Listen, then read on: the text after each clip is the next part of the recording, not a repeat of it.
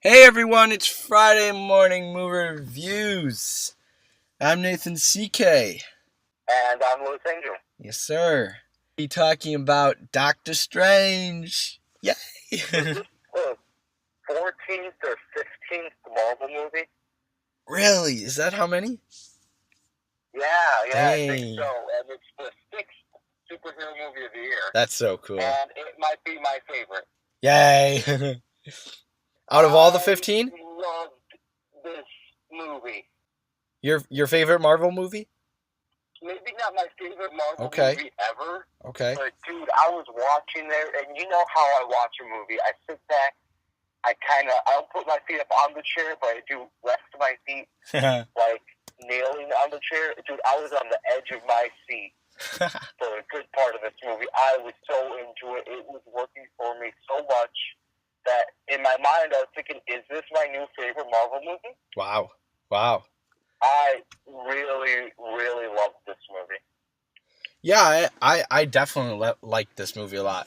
And I've been waiting for this movie quite a long time. And if you watch the trailer, there's a lot of new stuff. And I think they did a really good job with the trailers, not showing you everything. And you can kind of piece together on where this is going a little bit. And there's a little bit of hints and stuff that probably some crazy geeky guys have found out with like Easter eggs and stuff. But for me, just to get to see the Secret Sanctorum in the movie, I was like, that's the comics. Yay! But I geeked out so much watching this movie. It was just that geek nirvana, this thing. And the story is there's this brilliant surgeon, Stephen Strange, and he gets in an accident with his hands, and then he goes around the world to try and heal them. He goes to this one country I forgot the name of. I think it's Nepal. Is it? I thought it was India. I thought it was Nepal. And Nepal? Anyway, he goes is it? He finds the ancient one played by Tilda Swinton. He finds, this group of people. Kamar-Taj. These, sorcerers. It's just a great journey, and I really liked it as an origin story. This is really good, and I loved at the end of the Marvel movies, they always say Doctor Strange will be back, and he will be back.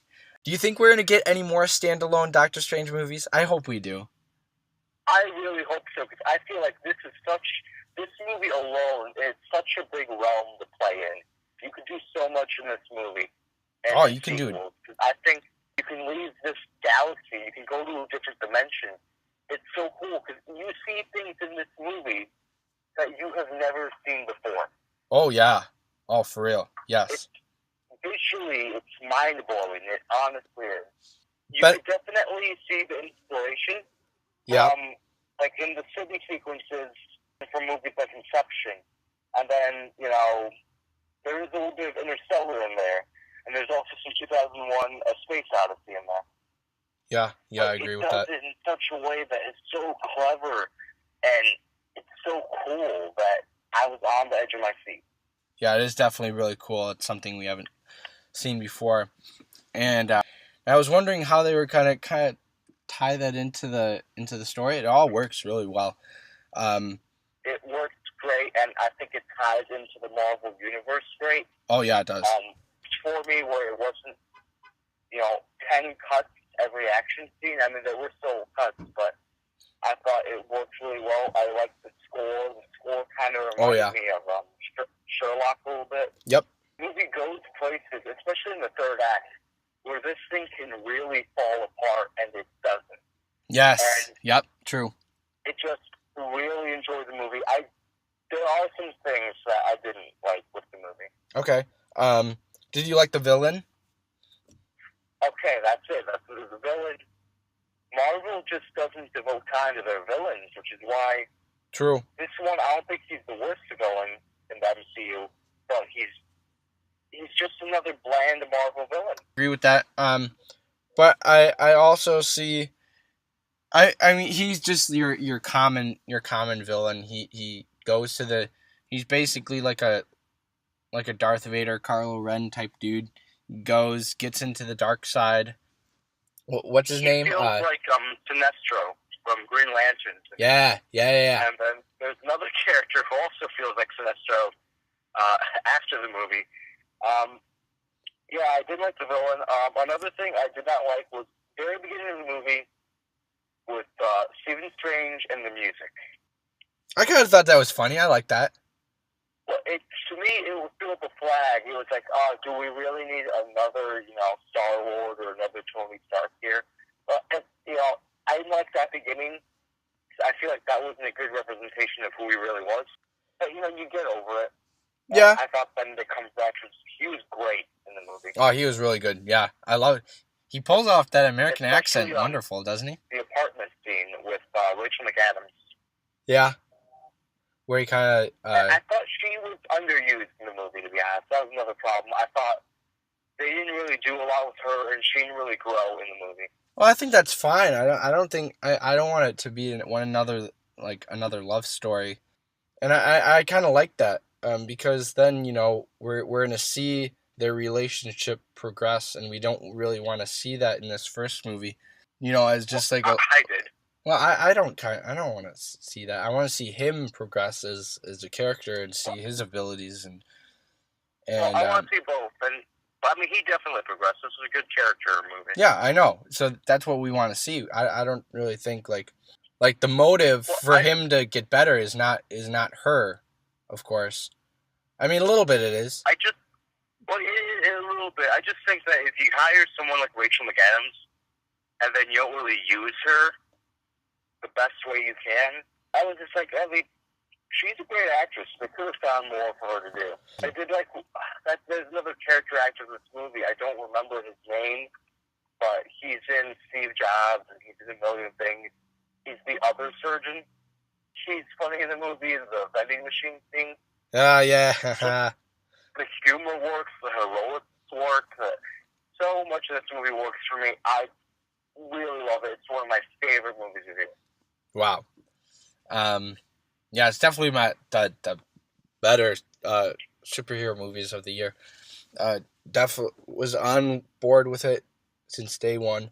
So some of the things I want to talk about a little bit is that Doctor Strange, he definitely has an ego to himself, really strong. Oh my God. And it's only his way, and he knows the best, and he knows everything. Everyone else is wrong. And then they play with that with the in a really well crafted way. And so then he has to almost he almost comes face to face with his ego. Right. But he has. And it's that scene that you're talking about. That's the one that I talked about where this movie could really go wrong right here, and I don't think it did. Yeah. I think he got stronger, because he has to. It made it really cool because we saw things that we haven't really seen before. Right, exactly. And so then when he finds this place called Kamar-Taj, and yeah, you're right. He gets in there, and then he still has this mindset of that, he's still right, and then the ancient one kind of tells him that you have to know nothing, Johnson. Yeah, you know nothing. And so then he gets humbled by that, and so he starts to learn new things and starts to develop definitely faster than everyone else, and you definitely see his struggles too. And I was wondering, there's a little part in the movie where they're all training with these other sorcerers that probably have been there for longer than he has, and he definitely, he's a fast learner. And I was wondering when he was trying to make the portal, and he was really struggling with that, and everyone else was doing it. I was kind of wondering, like, is he gonna get stronger? Is he gonna be able to be sorcerer at the end of this movie? I was wondering how the fact that the director Scott Derrickson was able to put that doubt in your mind. Yeah, is amazing. Yeah, that's really good. I mean, that's great. That's I think he did a great job with the movie. Yeah, I mean, I going along with that is that you're wondering how he's gonna be this this great guy, but then he finds something, and starts doing research, and then he finds something else, this thing that we'll talk in spoilers, and But no spoilers. Spoilers after the rating. right. I said, after the rating, we'll give spoilers about this thing that he finds, and that's basically his. It was a big stepping stone for him. Right. Yeah. Exactly. Haha. There's a little spoiler. Stepping stone. Rating.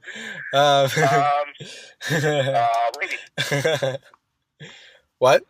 Rating time. Rating time. Okay. Cool. So giving my little background about the stuff I liked. I think Tilda Swinton wasn't used as much as she was, and then what happened to her, I was shocked. I was shocked, dude. I was like, what? But I thought they used her perfectly. I think they did too, but I didn't want what happened to her, but to happen. But well, no spoilers. No spoilers, but I'm just saying. All right, give your rating. So I liked her.